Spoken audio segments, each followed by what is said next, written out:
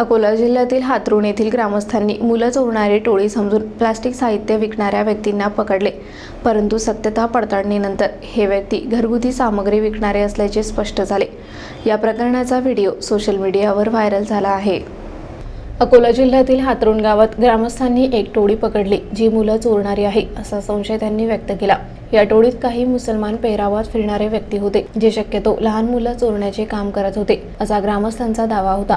ग्रामस्थांनी या संशयितांना रंगेहात पकडून पोलिसांच्या स्वाधीन केले। या व्यक्तीच्या ताब्यात गुंगीचे औषध आणि इंजेक्शन्स असल्याचा संशय गावकऱ्यांना होता। घटनेचा व्हिडिओ सोशल मीडियावर मोठ्या प्रमाणात व्हायरल झाला आणि त्यानंतर अकोला न्यूज नेटवर्कने या प्रकरणाची सत्यता पडताळणी केली। सत्यता पडताळणी केल्यानंतर स्थानिक उरड पोलीस स्टेशनचे पोलीस उपनिरीक्षक गणेश कायंदे यांनी सांगितले की या व्यक्ती दररोज घरगुती प्लेट व साहित्य विकत होते आणि त्यांना चोरांच्या टोळीचा भाग समजण्यात आले होते। या प्रकाराने ग्रामस्थांची एक चुकती समज उत्पन्न झाली, परंतु पोलिसांनी याबाबत योग्य तपास केल्यानंतर सगळा मुद्दा स्पष्ट झाला। या घटनेमुळे ग्रामस्थांनी अधिक सावध राहण्याची आवश्यकता व्यक्त केली आहे, जेणेकरून अशा प्रकारच्या चुकीच्या समजामुळे पुढील गोंधळ होणार नाही।